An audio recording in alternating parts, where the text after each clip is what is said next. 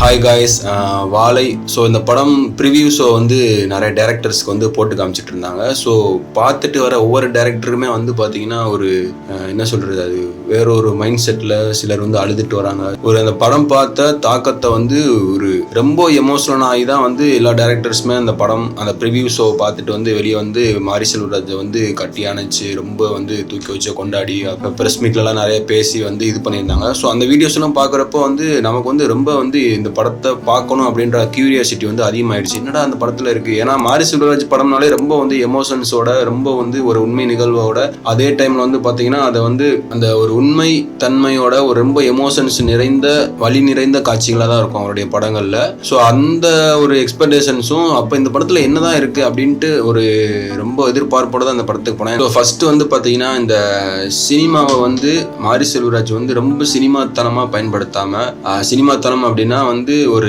ரொம்ப வியாபாரத்துக்கு தேவையான மாதிரி அவர் கமர்ஷியலா ரொம்ப ஒரு எல்லாருமே கைத்தட்டுற மாதிரி அந்த மாதிரி சினிமாத்தனமா அதை பயன்படுத்தாம அதை வந்து அவர் வந்து ஒரு அழகான ஒரு கதை சொல்லி மீடியமா வந்து அதை ஒரு நல்ல ஒரு டூலா பயன்படுத்தி தான் இந்த கதையை வந்து அவருடைய சினிமா ஜேர்னியவே அந்த அப்படிதான் அவர் ஸ்டார்ட் பண்ணியிருக்கிறாரு.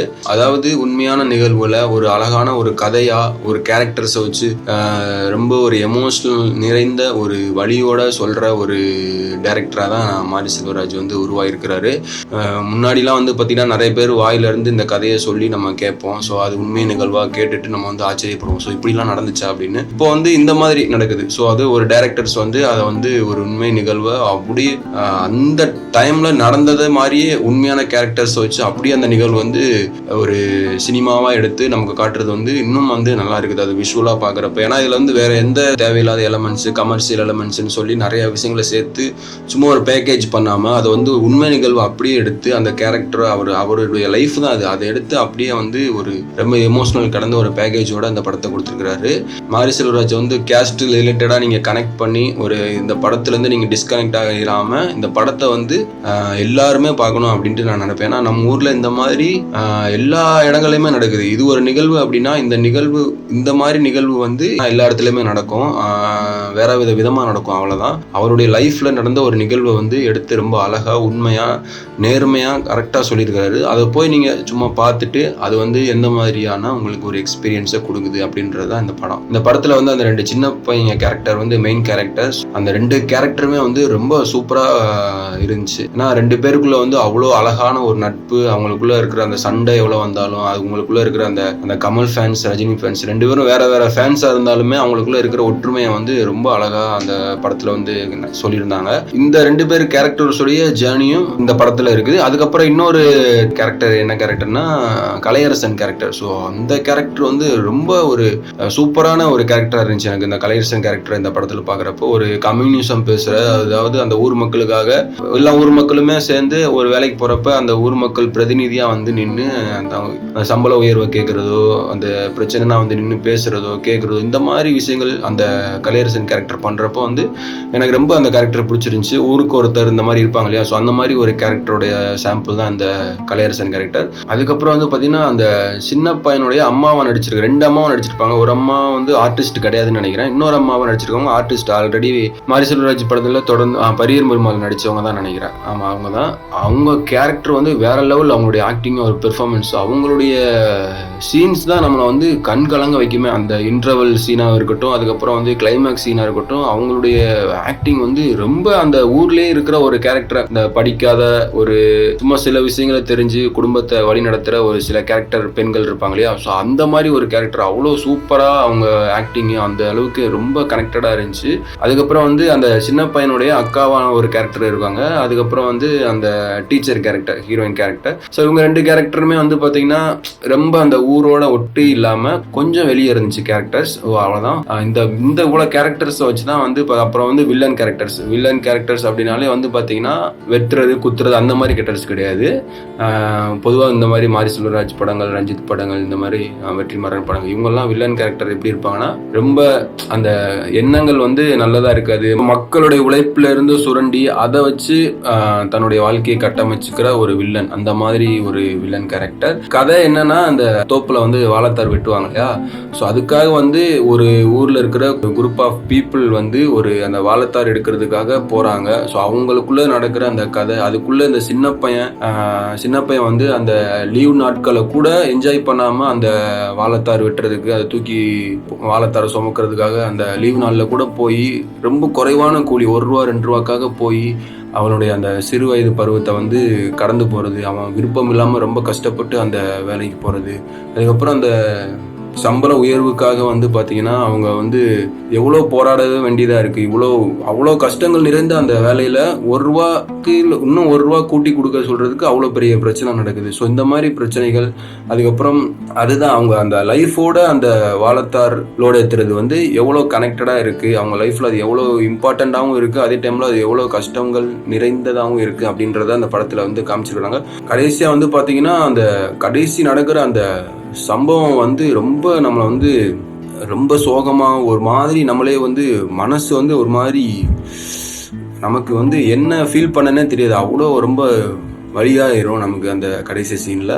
ஸோ அப்படிதான் எனக்கு ரொம்ப இதாகிடுச்சு. முக்கியமாக எனக்கு வந்து இன்டர்வல் பிளாக் சீனில் வந்து ரொம்ப எனக்கு வந்து கண் கலங்கிட்டேன். அந்த பையன் வந்து அவங்க அம்மாட்ட வந்து அந்த கெஞ்சுற சீன் இருக்கட்டும், அது ரொம்ப அழுதுருவோம். கண்டிப்பாக அழுதுட்டு இருக்கும்போது லைட்டாக போட்டாங்க, அப்படி எல்லாருக்கண்ணையும் பார்த்து அங்கங்கே எல்லாருக்குள்ளேயும் வந்து தண்ணியாக வந்துட்டு இருக்கு. ஸோ இன்டர்வல் பிளாக் சீனும் அந்த மாதிரி தான் இருக்கும். கிளைமேக்ஸு ரொம்ப சோகமாக, ரொம்ப நமக்கு வந்து வலிக்கும். அவ்வளோ பெயின்ஃபுல்லான ஒரு லைஃப் அது நம்ம வந்து நல்ல வேளை நேரில் பார்க்கல. அப்படி வருது சம்பவம் நம்ம நாட்டில் நடந்திருக்குது அப்படின்றப்போ வந்து ரொம்ப சோகமாக இருக்கும் அந்த விஷயங்களை பார்க்குறப்ப. கடைசி சீனில் அந்த பையனுடைய அவனுக்கு தேவை ஒன்று பசின்னு ஒரு விஷயத்தை வச்சுக்கிட்டு அந்த அங்கே நடந்த சம்பவங்களையும் அந்த அவனுடைய பசியும் எப்படி ஹேண்டில் பண்ணுறான் அப்படின்ற ஒரு விஷயம் ரொம்ப சூப்பராக இருக்கும். ஸோ ரொம்ப அழகான ஒரு ஸ்டோரி. அவருடைய எனக்கு தெரிஞ்ச மாரி செல்வராஜோட ஸ்டோரி டெல்லிங் தான் வந்து ரொம்ப ஒரு யூனிக்காக இருக்குது. அதே டைமில் வந்து பார்த்திங்கன்னா ரொம்ப நல்லா இருக்குது, ஒரு ரொம்ப அழகியலோட ரொம்ப உண்மைத்தன்மையோட அது ரொம்ப சூப்பராக இருக்குது அவருடைய கதை சொல்லல் முறை.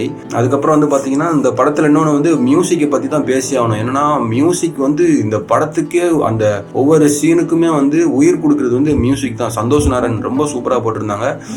அவர் வந்து இந்த படத்து ஏற்கனவே கேட்டு தான் வாங்கியிருக்காரு, அந்த படத்துக்கு நான் தான் மியூசிக் போடுவேன் அப்படின்ட்டு. ஏன்னா அந்த கதை வந்து அவரே ரொம்ப பாதிச்சிருக்கு. படத்துடைய ஆரம்பத்துலேருந்து அந்த அவங்க லைஃப்குள்ளே அவங்களுடைய அந்த சம்பவம் நடக்கிறப்பையும் அந்த இன்டர்வல்லையும் கிளைமாக்ஸ்லையும் அந்த அவர் மியூசிக் வந்து சூப்பரான ஒர்க்காக இருந்துச்சு. இன்னொன்று வந்து சினிமோட்டோகிராஃபி தேனீஸ்வர் வந்து ரொம்ப சூப்பராக அந்த ஊரை ரொம்ப அழகியலோட ஒரு ஃப்ரேமிங் சென்ஸோட அந்த ஊருக்கு அது சூப்பராக இருந்துச்சு. அவருடைய ஒவ்வொரு ஃப்ரேமுமே பார்க்குறப்ப ரொம்ப ஒரு அழகாக இருந்துச்சு. அந்த ஒவ்வொரு ஃப்ரேம்லேயும் இருக்கிற ஆப்ஜெக்ட்ஸ் எல்லாமே வந்து ரொம்ப சூப்பராக இருந்துச்சு. ஸோ ஒட்டுமொத்தமாகவே இந்த படம் வந்து ரொம்ப எனக்கு வந்து பிடிச்சிருந்துச்சு. கிளைமேக்ஸிங் மட்டும் எனக்கு வந்து என்னென்னா ரொம்ப சோகமாக ஒரு முடிவாக இருந்தாலும் எனக்கு வந்து நான் அந்த இடத்துல ரொம்ப சோர்வாயிட்டேன். எனக்கு அதை கேட்டுட்டு வந்து எனக்கு வந்து அந்த படத்தை வந்து ஜட்ஜ் பண்ணுறதோட அந்த நிகழ்வுக்குள்ளே போய் எனக்கு ஒரு மாதிரி ரொம்ப சோர்வாயிட்டேன். அதனால் வந்து அதுக்கப்புறம் நான் என்னால் யோசிக்க முடியல அந்த படத்தை பற்றி. ஸோ அப்படி ஒரு தாக்கத்தை இந்த படம் உண்டு பண்ணியிருக்குது. அந்த படத்தை வந்து நீங்கள் வந்து சும்மா சினிமா தரமாக பேசக்கூடாது. இந்த படம் வந்து இதில் இப்படி இருக்குது, இதில் அப்படி இருக்குது, இந்த கேரக்டரு ஒரு தொய்வாக இருக்குது, இதில் காமெடி இருக்குது அப்படின்னு. ஸோ இந்த படம் வந்து ஒரு உண்மையான நிகழ்வு, அதை வந்து அவருடைய காலகட்டத்தில் அவர் அனுபவிச்சதாக இருக்கும். அதுக்கப்புறம் அந்த டைமில் நடந்த நிகழ்வுகளை அப்படியே தொகுத்து விஷுவலாக நமக்கு வந்து காமிச்சிருக்கிறாரு. ஸோ அதை வந்து பார்த்து நம்ம ஊரில் இப்படி நடந்திருக்குதே அப்படின்ற நமக்கு வந்து ஒரு மாதிரி நிறைய விஷயங்கள் நமக்கு இந்த படத்தை பார்த்துட்டு தோணும். ஊர்லேயே இருக்கிறவங்க வந்து இந்த படத்தில் நிறைய பேர் நடிச்சிருப்பாங்க. ஸோ அவங்களுடைய ஆக்டிங்லாம் வந்து பார்த்தீங்கன்னா ரொம்ப, இப்போ வந்து நான் திருநெல்வேலிக்கு போகிறேன் அப்படின்னா அங்கே பார்க்குற மக்கள்லாம் எப்படி இருப்பாங்களோ அதே மாதிரி தான் அந்த மக்கள் அழகாக சூப்பராக நடிச்சிருக்கிறாங்க. ஸோ கொஞ்சம் ட்ரெயின் பண்ணால் போதும் போல இருக்குது, அவ்வளோ அழகாக நடிக்கிறாங்க. ஸோ எனக்கு வந்து இந்த படத்தில் வந்து ரொம்ப கனெக்ட் ஆனது, நான் இந்த மாதிரி அந்த சின்ன பையங்களுக்குள்ளே நடக்கிற நிகழ்வுகள் அதெல்லாம் வந்து நானும் திருநெல்வேலியில் படிக்கிறப்ப எனக்குமே வந்து என் கூட இருக்கிற பசங்க இந்த மாதிரி நிறைய விஷயங்கள் நடந்திருக்கு. ஸோ அதெல்லாம் நமக்கு வந்து கனெக்ட் ஆகுங்க படம் பார்க்குறப்ப. நிறைய விஷயங்கள் வந்து எல்லாருக்குமே வந்து ஒவ்வொரு விஷயங்கள் வந்து சின்ன வயசில் நடந்த அந்த ஹியூமர் சென்ஸு, சண்டைகள், அதுக்கப்புறம் நம்மளுடைய அந்தந்த காலகட்டத்தில் ஒரு ஆசை இருக்கணும், அதெல்லாம் வந்து இந்த படம் பார்க்குறப்ப நமக்கு வந்து ஞாபகப்படுத்தும். அதை நம்ம எப்படி வந்து ஹேண்டில் பண்ணோம் அப்படின்றதெல்லாம் நமக்கு ஞாபகம் வரும். ஸோ வந்து இதுதான் வாழை. ஸோ வாழை படம் வந்து இந்த மாதிரி ஒரு எக்ஸ்பீரியன்ஸையும் இந்த மாதிரி ஒரு எமோஷன்ஸையுமே உங்களுக்கு வந்து கொடுக்கும். அது வந்து நீங்கள் படம் பார்த்துட்டு உங்களுக்கு எப்படி இருந்துச்சு அப்படின்றத வந்து நீங்கள் கமெண்ட்ல சொல்லுங்கள். ஸோ வந்து அடுத்த வீடியோவில் பார்க்கலாம். பாய்.